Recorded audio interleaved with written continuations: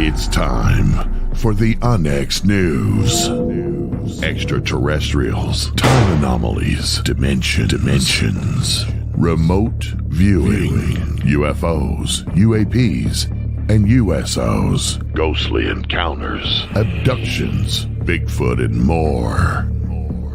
Your end of the week news source for everything unexplained. Here is your host for the Onyx News Podcast, Margie K.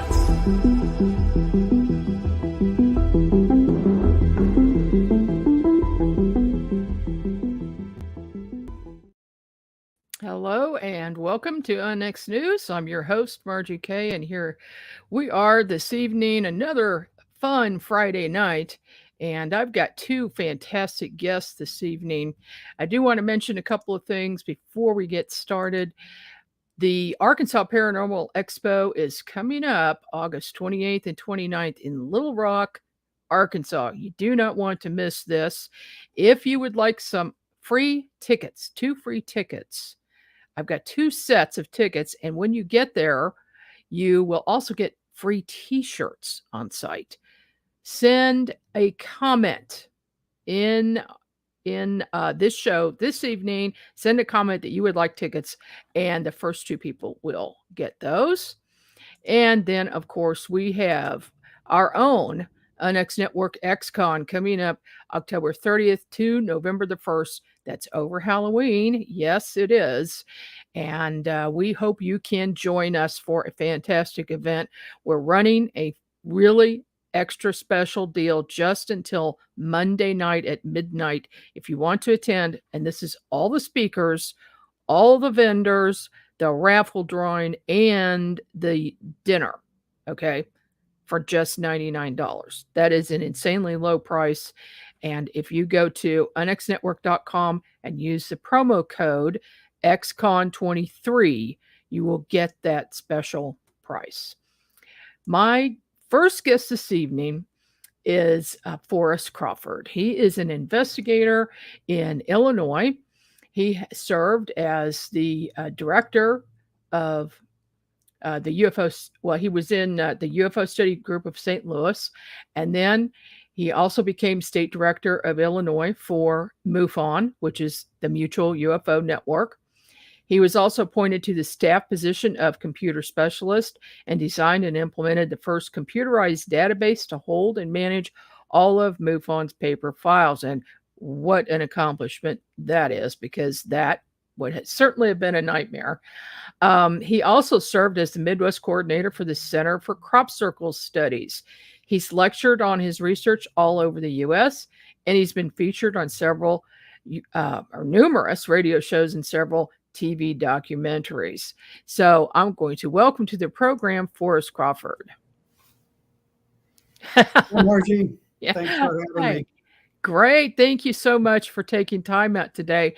Of course, you are going to be a speaker at XCon later this month, and we're going to give a little teaser about what you're going to talk about. But let's delve into your background a little bit. How did you become interested in the paranormal and especially UFOs? Well, my interest in UFOs and probably all this other paranormal stuff really started when I was 10 years old. I was with my best friend and his parents just north of Pierre Marquette State Park in Illinois for an all-day barbecue. We were on our way back that night to Granite City, Illinois, which is where I was raised. And on the way back, the short version of that story is we saw a flying saucer, there's no other way to describe it, land in a farm field next to the road where we were driving. And we stopped and partially got out of the car to see what it was. And I remember, like, emotionally, I was not scared. I was like, oh, this is really cool. Let's go sit in the grass and see what happens. My best friend's dad did not share that sentiment. It scared him worse than I've ever seen an adult scared. And so the way I tell the story is that's when the Nash Rambler exceeded its design capabilities, because he yelled for us to get back in the car and he floored it.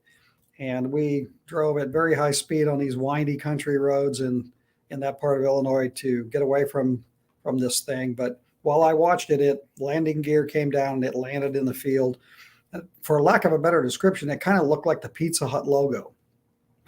It was a classic flying saucer looking thing, little windows around the upper part and a short, stout sort of antenna looking thing in the top middle of the craft. It looks like other things that have been reported, and that even at 10 years old, I looked at that and went, that's not one of ours. That's not from around here. And so it piqued my interest, and I started looking into everything UFO related and paranormal related from that point forward. So I claim that I've been doing UFO research since I was 13, because that's when I started collecting books. And by the time I was 16 years old, I had a paperback collection of UFO books of 500 books. So I would do odd jobs and earn money, and I would buy UFO books. So that's how long ago I got started, and so that was 52 years ago. You can do the math if you want to know how old I am.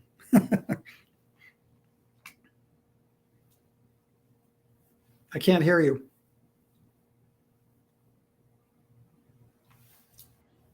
Okay, now I've noticed a pattern with people going back to the 1950s with some of the more well-known UFO witnesses who then later wrote books, and that they had their first encounter and their first awakening, so to speak, around age 10. And here you had that at age 10. I find that very interesting. And I have ran into that myself in my investigations over the years. And later on in my career, if you will, in the 90s, I know enough about UFOs to know that if you saw a UFO land, something else probably happened. So I actually went under hypnosis with somebody that I knew and trusted in the field to find out if anything else had happened that night when it landed. And what was interesting that came out of that experience for me was that nothing else happened at that instance, but something else had happened earlier in the day that I had not remembered at all my whole life. Even with knowing all of this stuff about UFOs, nothing ever triggered this other memory of something that happened earlier that day in broad daylight. So that was really, really interesting to me. Is that something you want to share with us? Sure. During the day, this was sort of an all-day barbecue with my friend. My friend's uncle owned a clubhouse up on the Missouri River. I think it's the Missouri River. Yeah. And so we went up there, barbecue. And my friend John and I were on the edge of a farm field shooting our BB guns, at cans and stuff that we had set up in the field. And at some point, he says, I'm going to go back down and get a hamburger or something. And I'm like, I want to stay here and keep shooting BB guns, right? So he left and went back with the others on the other side of the house. And I stayed there. And this craft flew overhead, and I was instantly and completely paralyzed. Like I couldn't move. I was looking straight up like this, and I couldn't move except for like my eyes. This triangular shaped craft came overhead and set down in the field, maybe 75, 80 feet away from where I was standing. And before anything else could happen, two other disc shaped craft flew into the scene. And when they did, I was not paralyzed anymore. Whatever was causing that went away. The triangular shaped craft went up in the air and darted off at extreme speed. One of the disc-shaped craft went after it. One of the other disc-shaped craft landed in the field close to where the triangle had landed, and I had a very familiar feeling about that craft. Once that disc came down and landed, which was like the one we saw later that night, I was not afraid anymore. So I think the most interesting part of that story is that I went for so many years without remembering any of it. So, Oh, well, that happens to a lot of us, and a lot of us who are researchers and investigators in ufology are in it because we've had our own experiences and want answers. Um, yes. yeah, I naively got into it thinking that I was going to find all the answers, but no, that never happens, does it? It doesn't, and and that's the reason that and I've only recently started telling that story, by the way, because that was a very private thing. But I think it's time that people understand how these experiences unfold, especially for researchers, because I know lots of the researchers in the world, right? And many of them are personal friends of mine, and we've talked, and there's more of them than not have had personal experiences, whether they talk about them at the podium or not. And Yes. so I've always tried to get many of them to talk more about these things. And so if I'm going to do that, I need to tell my story too, you know. But when you use the term awakening, that's what is like, yep, that's what it was, is because I haven't awakened to knowing all the answers, but I have awakened to knowing all my answers. Mm-hmm. Okay, that's different. And to the fact that there are beings out there that are non-human. Absolutely. Absolutely. Yeah. There's more going on than people can possibly imagine. I don't even know how else to say that. When you were working with MUFON in Illinois, serving as a state director, and then I don't know what amount of time you served as an investigator, but how many cases do you think you investigated? Oh gosh. Probably somewhere between 1 and 200, you know, and I was state director for 11 years, and I was an active investigator for 2 or 3 years before that, before I became state director. And then I had done some investigation sort of 10 years prior to that, whenever I was younger, before I went off to college and got married and started having kids, that sort of thing. So maybe 1 to 200, and probably about 50 of those were abduction slash experiencer cases. So now there's something in your bio that I've got to ask you about, and then we'll get back to UFOs, and that is crop circles. How'd you get interested in that? Well, they're fascinating. You know, they're one of those weird mysteries that seem to always be at least loosely associated with the UFO phenomenon. And so I guess my real introduction to that was back in the early 90s, when I was still assistant state director. Illinois hosted the MUFON Symposium in Chicago, and it was either 90 or 91. And one of the key speakers was Colin Andrews.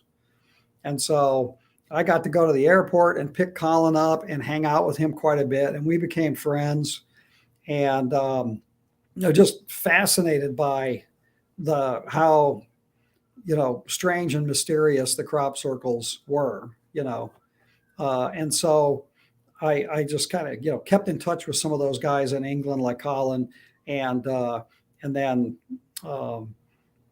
got more involved in that aspect of, just because it overlays the UFO phenomenon to some extent. And we actually had some crop circles in the Midwest, not very far from St. Louis. At the time, I lived in Collinsville, Illinois, which is just across the river from St. Louis. And we had a crop formation appear in a field over there. It wasn't a picture. It's, what they would call a random formation, where it just looks like a mess, but there's all these weird anomalies in the crop, node bending and swirls and just some really, really strange stuff, just like what they saw in England. And then there were a few other crop formations that were happening in the Midwest during that time. So it's like, well, somebody's got to go investigate these. And that's kind of how I got involved with that. Yeah, I've always been fascinated by crop circles as well, and done some study and some writing about them. But unfortunately, I've only been able to physically see one myself. They seem to be pretty rare in the United States. If they are occurring, the farmers are not talking about them like they do in England. So yeah, that's true. I was lucky enough to see one in Oregon. I used to go to Oregon for vacation every couple of years because I had my ex-in-laws were all from Oregon. And so I actually spoke at a couple of the UFO groups out there and had become friends with some of the UFO investigators out there, like the Childresses. And so one year I was heading out there and I was going to give a speech while I was out there on vacation. And so they said, "Hey, well, we got a crop circle that just happened out here, and we haven't really investigated it yet. We know where it is. One person's seen it." And I'm like, "Oh, where is it? Where is it?" And so they told me, and I routed my driving vacation through the town of Kennewick, Oregon, where this crop formation was. And I got to go out there and see it. And it was a picture. It had, like rings, and then there was a pathway and a key formation that came off of that. And it looked just like the stuff in England. And it had every one of the weird features that you would expect from one of the ones in England. And so I was lucky enough to see it on the day that it was harvested. The harvesters were in the field when I was up taking pictures and some samples. And by the end of the day, that whole field had been harvested. And as weird synchronicities abound in this business, I was walking back to my car and this car pulled up, and the two people in the car, they start, like, "What are you doing here? What are you doing in that field?" Well, it was the Childresses. They were coming back. They hadn't seen it yet. They were coming back from a vacation someplace, and they were trying to drive by there to see it as well. And we happened to run into each other in the half an hour or so that I was there. And so we got to hang out a little bit. That was awesome. Oh my gosh. I would love to see those pictures sometime. I'll see if I can dig them up. This is before the digital age, so they're all on, prints. Oh, well. Yeah, I know what you mean, but it'd still be awesome to see them. Now, you're a certified hypnotherapist. Do you help people who have had abduction experiences and want more information? I have in the past. I have not done that for a very long time. And part of it is because I sort of changed my philosophy about that, because what I was seeing is there were some abduction researchers, and some of them were very well-known people that would go to like conferences, and people would come to them and go, "Oh, I've had an experience, hypnotize me." And they would unlock all of these memories, and then they would leave, and they would never stay in touch with that person or continue to help them. And I was going to conferences, and I was running into people that were very traumatized and didn't know where to turn. And so I changed my understanding of how to deal with that. Mm-hmm. Is that's not doing people any favors to have them unlock these weird memories and then they don't know how to deal with it. So the memories are theirs. And if they want to remember them or need to remember them, there are safer ways to get that information without just kicking the door open and hoping for the best. So I really, late 90s, early 2000s, I quit doing hypnosis session with abductees. And instead I would instruct them, there's ways that they can do it themselves and they can pull the memories up. And it basically, you keep a dream journal by your bed. And when you go to sleep at night, you do like a self-hypnosis sort of technique, if you will, where you just repeat over and over again what you want to remember or what you want to know. If it's about an incident, you just repeat over and over to yourself as you're falling asleep. I would like to know more about that time where I had 2 hours worth of missing time in the field, right? And just because you know what it is, you know what the information is. You're just keying on that event. So you just repeat it over and over to yourself as you fall asleep. And then if you wake up with memories or dreams, write them down. So then what happens is the mind only brings forward the memories that the conscious mind is able to deal with. As opposed to hypnosis, you can pull those memories to the surface and the conscious mind may have no idea how to deal with it. So that was a nicer way to do it, I guess. That does seem like a good method because, like you said, if you get the whole story all at once, sometimes it's a major shock, and people have PTSD over this sort of thing. Oh, yeah. I'm dealing with quite a few people right now who are just so upset by that experience they had that they can't deal with it, and they really do need therapy. People really should be seeing a therapist in order to deal with it. But the slow unwinding of the information, that's a good idea. Yeah, it's nicer because I didn't have the time to, because you've got to really be available for these people sort of 24/7 for a while until they get a handle on it. And, we all have, I'm not a full-time therapist. I don't have time to do that. The other abduction researchers that were kicking these doors open and causing this trauma, they didn't have time to deal with hundreds and thousands of people, right? So, Yeah. my argument was don't kick the door open if you're not going to be there for them, because I just saw, too much trauma. And some of this was even from very, very well-known cases. And I'm thinking about right now whether I should name drop. Okay. Let me put it this way. I'm very good friends with one of Bud Hopkins' key witnesses, okay, or Okay. key subjects. I'll leave it that way because I haven't asked her permission ahead of time to talk about this. It just came up. Right. Um, Okay. but she was over at my house one time, and we, of course, were talking about all this kind of stuff. And there's a lot of focus on negative experiences. Now, I don't believe for a minute that all the aliens are negative or that all the aliens are positive.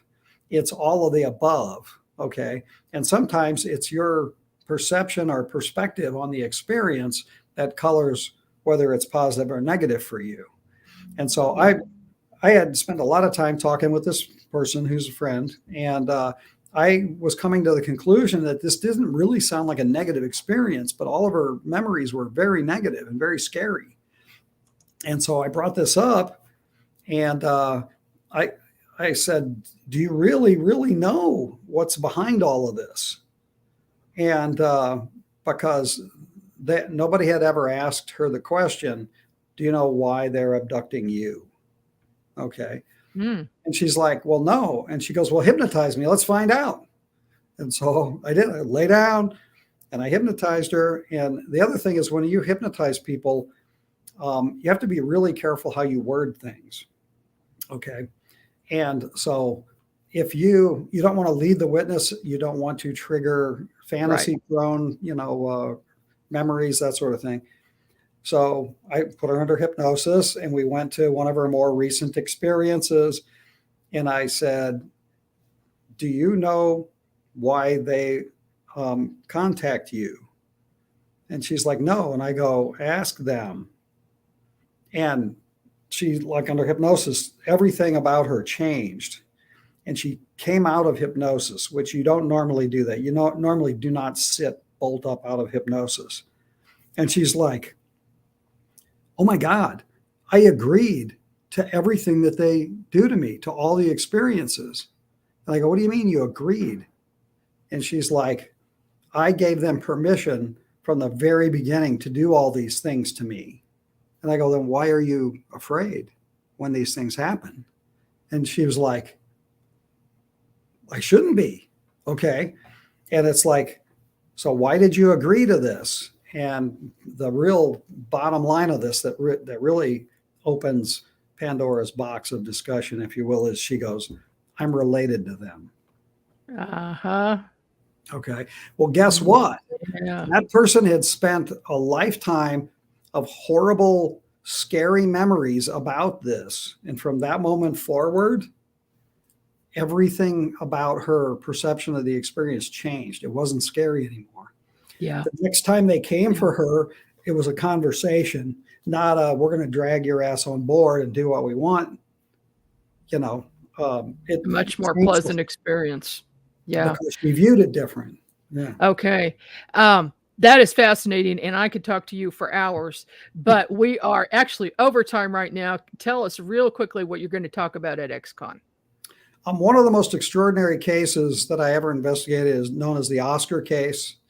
It has everything in it that you can imagine of the most extraordinary case, from crashed UFOs, military retrieval, secret government programs, continued contact with the aliens, experiences and sightings that us researchers had when we were out there. I mean, it's like, oh, you're going to talk about one case at the conference?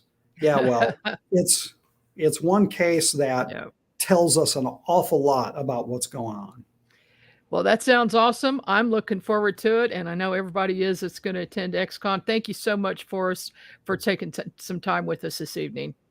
You're very welcome, and you can have me back anytime. Oh, well, I will, definitely. All right. We are on a break. I'll be back right after this. Are you thinking about purchasing a wood-fired heating or cooking appliance but don't know where to start? The new book, Wood-Fired Heating and Cooking, will guide you through the process and make the decision much easier. Find out about wood stoves, wood-burning fireplace inserts, masonry heaters, cook stoves, brick ovens, and more. Learn about operation and maintenance, buying and storing wood, even how to make your own charcoal. A bonus section includes delicious recipes for cooking in a wood-burning oven, grill, tandoori oven, or smoker. The wise homeowner, prepper, or homesteader will have the ability to heat their home with wood when the power goes out, or to save money on increasing gas bills. Wood-Fired Heating and Cooking is available at Amazon. Visit www.woodfiredpub.com for more information. That's woodfiredpub.com. It's almost here, ladies and gentlemen. The UNX Network Year 2 anniversary at XCon 2023. XCon is being held this year from October the 30th to November 1st at the beautiful Oasis Hotel and Conference Center in Springfield, Missouri. Top speakers include host of America Unearthed, Scott Walter, plus Haley Ramsey, Sev Talk, UNX's very own Maureen Richmond and Dan Terry, Mindy Toutfest, Harriet McFeely, Forrest Crawford, and many more. And they're all coming to deliver new information on topics like UFOs, alien encounters, cryptids and ancient secrets, and real hauntings from the afterlife. Join us for the film premiere of A Haunting in Blue Hill. And don't miss the Mad Hatter Paranormal Halloween Bash, Banquet, and Costume Contest on All Hallows Eve, October 31st. So join us as we close out the 2023 conference season. Info and tickets are available now at unxnetwork.com. That's unxnetwork.com, and we'll see you there.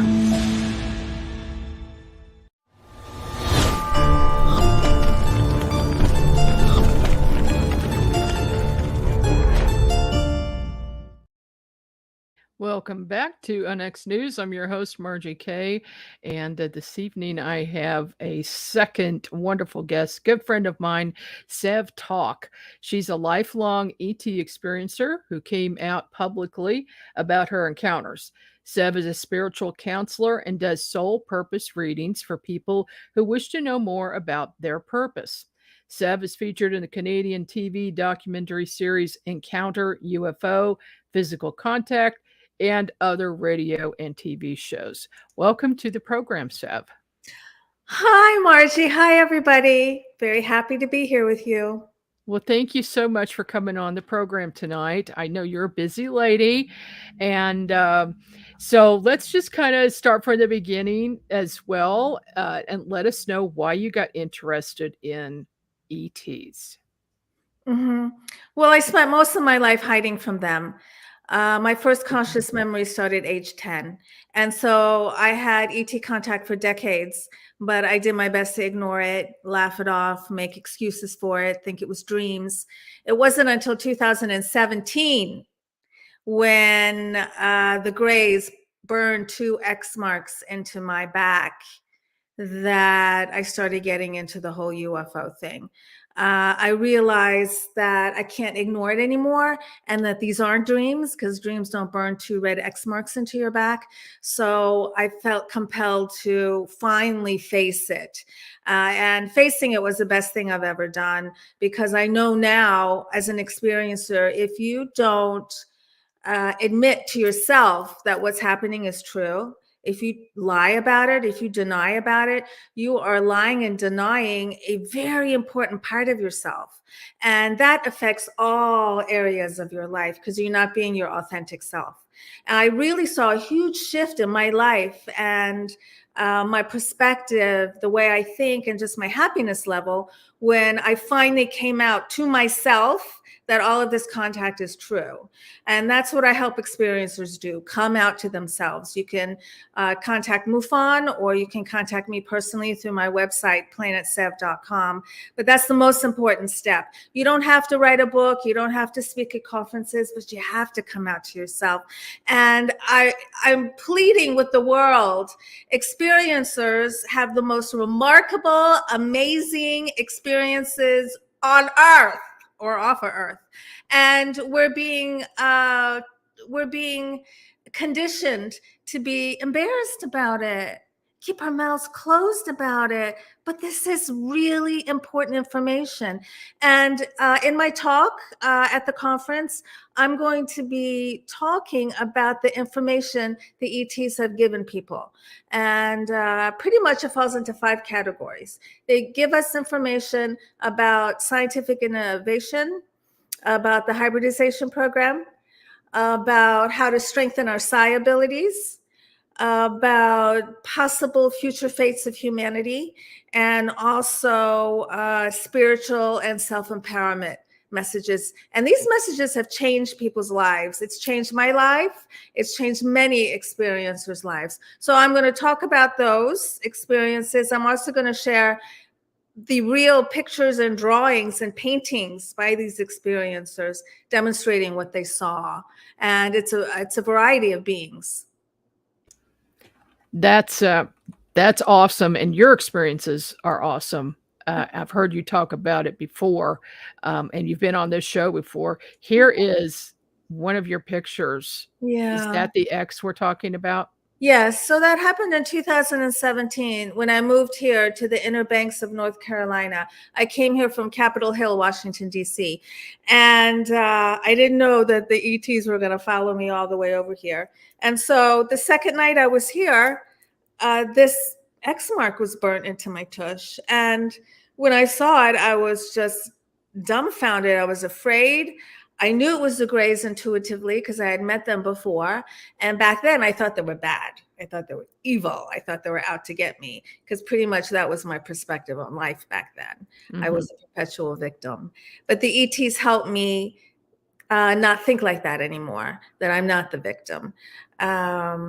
And so that's changed my life. And then 9 days later, another X appeared. So that first X was about 1.5 to 2 inches wide, made up of 9 little red circles that looked like they were burned into my tush. It was on my left cheek. And then 9 days later, another X, exactly like the first one, was burned into my right cheek. But this time, I had a conscious memory of feeling paralyzed on a bed in this strange room. And I felt there was something standing behind me. So I was able to turn my head. And when I did, I came face to face with an ET that was standing right here. And we locked eyes. And I was terrified. And then ding, I come to in my bedroom. And I go downstairs and I wait for my ex to come downstairs to see if I have another X on me. And I did. And that threw me into an existential crisis. It's really hard to describe what it feels like when your reality completely shifts, like in a second. Mm-hmm. And I felt like I didn't know anything anymore. I felt like I didn't know who I was. I felt like I didn't know who we were as the human race. I didn't know what I was doing in the middle of the night talking to aliens. What did they want with me? I felt like I knew nothing. And that's a really scary place to be. And so I decided I needed help for the first time in my life, but I didn't know who was going to give me help because I was not in the ET UFO world at all. In fact, I tried my best to ignore everything ET related. I wouldn't watch the movies. I didn't read the books, nothing. I didn't follow up on experiencers. I knew nothing because I couldn't deal with it. Now, I can look at the cover of Whitley's book, The Communion, whereas before I couldn't look at the cover. Now I can look at the cover. Right. That's how I know I've healed. Yeah. Yeah, I had the same experience when I first saw that book. Oh my gosh, yeah. It's such a triggerer, that Yeah. that painting or that drawing. It's incredible. Although I think I heard that it's not exactly what he saw. Is it true that they kind of manipulated it a little bit to make it a little friendlier for humans? Well, Am I I mean, wrong? one theory is that they sometimes manipulate themselves to look like owls or something that Oh, you would yes. not be so afraid of. Mm-hmm. And, Yeah, the big but, white you know, owl. there Yeah. aren't any 4-foot owls in Missouri that I know of, but people have seen them. Yes. Yeah. So, Do you know Mike uh, Leland, who oh writes yeah, about yeah, yeah, owls? I've had him on my show. Yeah, he's a cool Yeah, guy. that's a good book too. Yeah. Now we've got a few photos here that you sent me. Is that a representation of you? Yes, that's my first conscious memory of ET contact when I was 10. It happened from 10 to 12, so many times that I lost count. And at night, I would find myself outside in the grass waiting for the spaceship to come. And each time it came from a different direction. And it would come and hover right over my head. And it was huge, so it blocked out the sky. And it would land, and stairs would descend, and this being would come down. And I was so happy, happy, happy because it felt like I was being reunited with my family, like someone that I missed and I hadn't seen in a long time. And he was just making sure I was okay. And a couple years later, the very last time I saw him, he was very human looking. Black hair, black clothes. His ears were just slightly elongated, but not anything like Dr. Spock. And the last time I saw him, I was with a group of kids, and I had never been with a group of kids before. And we were lined up, and we were watching the spaceship go away, and we were really sad because we knew we weren't going to see him again. And I heard in my head, okay, it's time to get to work. It's time to do your job. And at the age of 12, I had no idea what that meant. And I would ding, come back in my bedroom confused because how I felt in my bedroom didn't feel as real as when I was with my space mother. That actually felt more real. Wow. So I would come back to my room, no grogginess, no nothing, just ding, fully alert. And I would tell myself, okay, you just have to forget about it and get dressed and go to 5th grade and just try and be normal. And I could have told my parents, but I didn't because they were believers. I have no idea why I didn't tell anyone until really just a few years ago.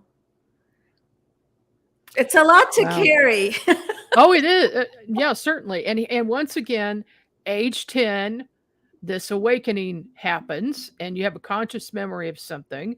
I've met a lot of people that's happened to, and myself included. So What there do you must be mean? something about that age. Oh, it started for you at age 10 too? Yeah. Oh, yeah. Oh, isn't that interesting? And then, of course, under hypnosis, I was able to find out that it started when I was about 9 months old. Yeah. But that wasn't a conscious thing. The 10 years old was a conscious thing, just like you and Forrest and a lot of other people. We've got a couple more pictures here I want to show, and let's find out what this is. So there's actually a planet and a star system named after me in the Star Wars galactic system. And anyone who watches Andor, my planet was mentioned on it. What happened was many years ago, my best friend Cecilia was dating a writer, and he got a job writing a short story for Star Wars. And he said he liked my name, so he was going to put my name in his story, and he was going to name a planet and a star system after me. And I thought he was kidding until the book came out, and there I was. And you can even find me in Wikipedia. That's pretty awesome. No, it Okay. is. Yeah. How about this? That happened in 2011, 2012. A few years before I went to Roswell. I did go to Roswell. It was a very spur of the moment trip. And I had contact there, and my ex was involved too. And they gave me more information about the hybridization program. And they reminded me of this, which happened in 2011, 2012, where I found myself in a dark room looking at this tube with a baby floating in the top. And it was in this luminescent bluish liquid. And even though its legs were such that I didn't know what sex it was, I intuitively knew it was a boy. And it also had the bluest eyes I have ever seen in my life. So as I was wondering, where am I and why is there a baby floating in a tube, I sensed there was something behind me. So I turned around and I saw 3 grays, tall, medium, and short. And this is before I knew they even came in different sizes. And they telepathically said to me, we're just going to stand back here and give you all the time you need, no rush. And I turned back around completely confused. And then ding, I find myself back in my bedroom again. And I didn't tell anybody. Right. Right. Yeah.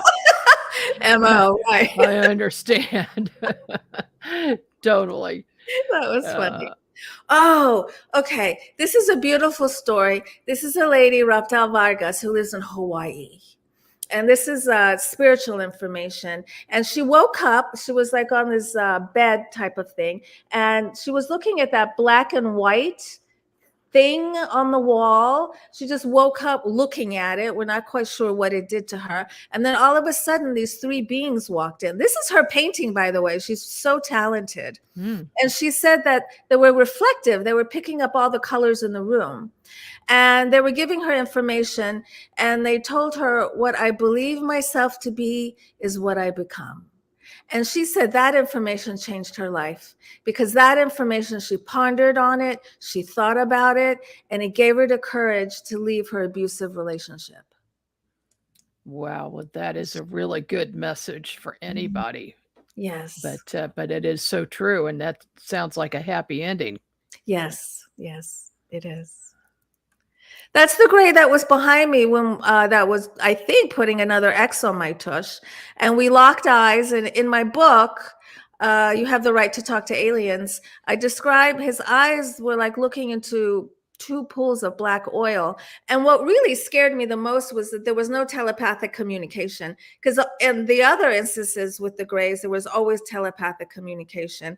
And I think that's one reason why I was so scared, because it's really scary to come in contact with a being that like exhibits no emotion whatsoever. Right. Yeah. Right. Yeah, we've got, okay, let's show your book here. Thank you. And how can people get that? It's on Amazon. Okay. So You Have the Right to Talk to Aliens by Sev Talk. Mm-hmm. So check that out. And Thank I've you, got Michael Mooney. That is very nice of you. Yeah. We've got some nice comments in here. Oh, that just makes my heart glow. Thank you so much. Hybrid children. Yes. Yeah.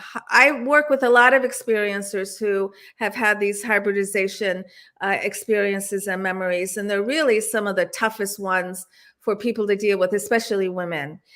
Because in the beginning, they feel victimized. And I loved what Forrest was talking about, how your perspective changes the reality of your experience. And so I was looking at everything through the victimization lens. And that's why I thought they were doing nasty things to me.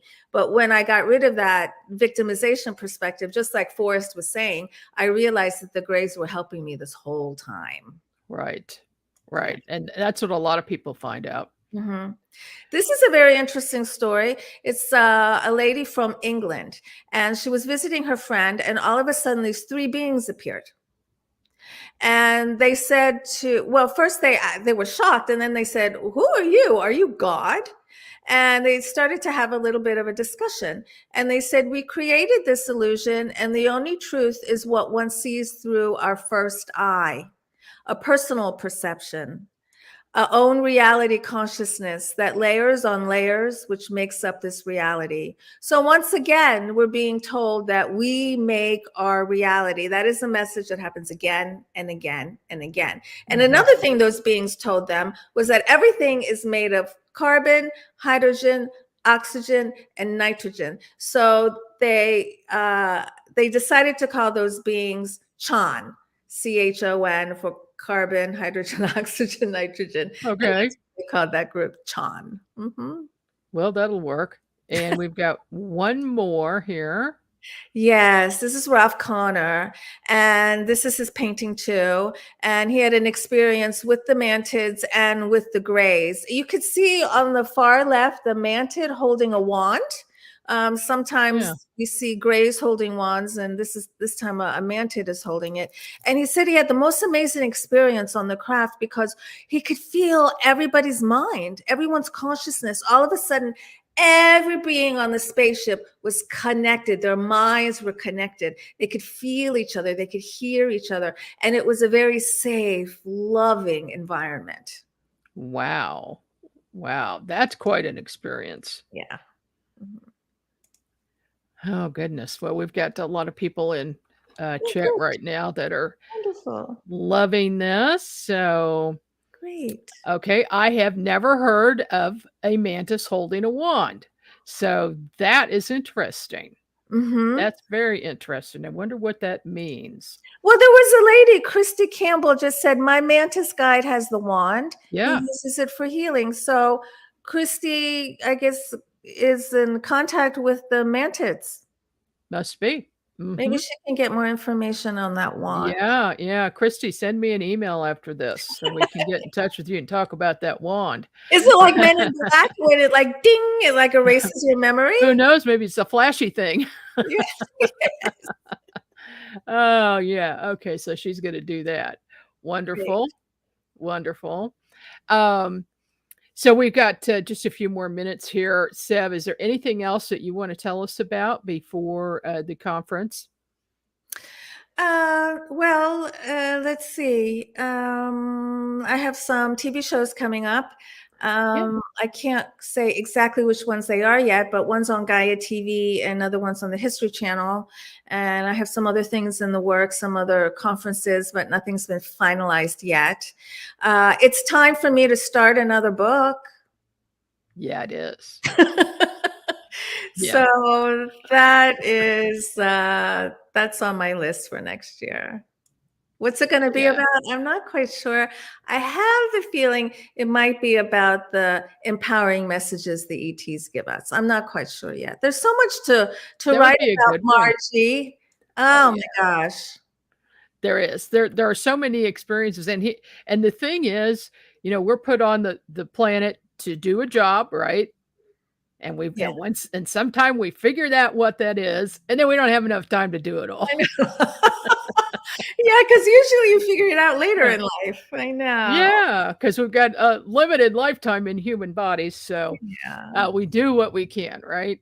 Yeah. And I know you are a very busy lady. You're on TV all the time. You're doing documentaries. You're writing books, and you're talking a lot. And thank you for doing that, because the more that people like you talk about it openly, the more people who have had experiences feel comfortable about talking it with others about their experiences and dealing with their experiences. Yeah, that's so important. That's so important. At least just come out to yourself. You really don't have to come out to anybody else. That's my biggest point. Just admit it. Admit it. And I'm here to help you admit it. All right. It's a good job that you've got. Let's put it that way. And thank you for sharing, and thank you for sharing so much fun. About your experience a little bit. I know it's much more detailed, so if people want to get the book, you'll find the whole story there. Thank you everyone for watching and for your questions. I so enjoyed it. Thank you, Margie. Thank you for everything you do. Well, thank you so much, Sev, and we'll be seeing you soon. We're going to bring Sev in on Zoom at the conference, but she will be live and she will take questions. So keep that in mind, and we'll see you soon, Sev. Bye. Thank you so much. Thank you. All right. Forrest Crawford and Sev Talk are two of our speakers at XCon.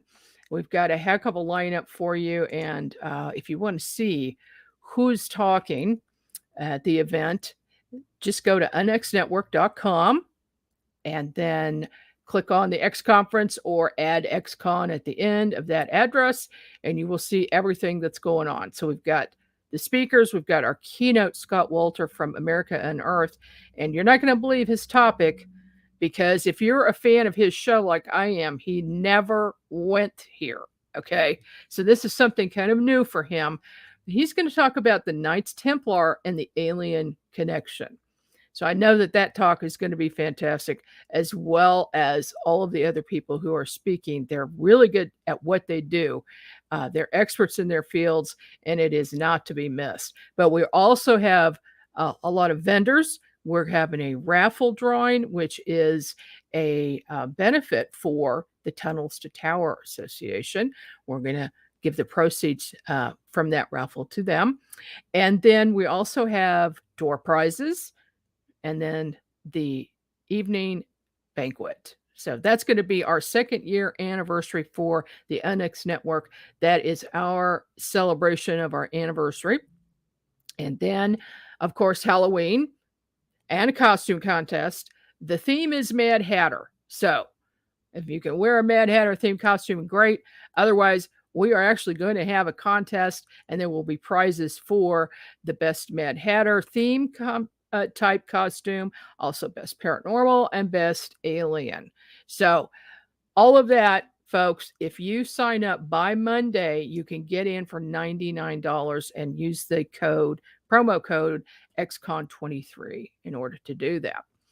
So without further ado, I thank you for watching this evening, and I hope you will join me again next week. We are here every Friday and at 6 p.m. Central, 7 p.m. Eastern Time. This is Margie K, and I will see you again next week.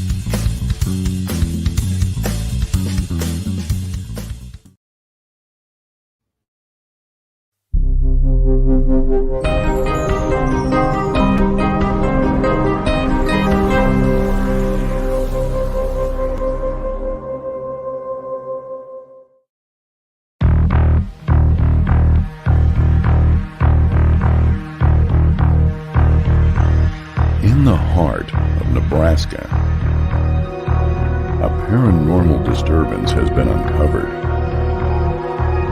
As this mystery unfolds, strange objects are discovered.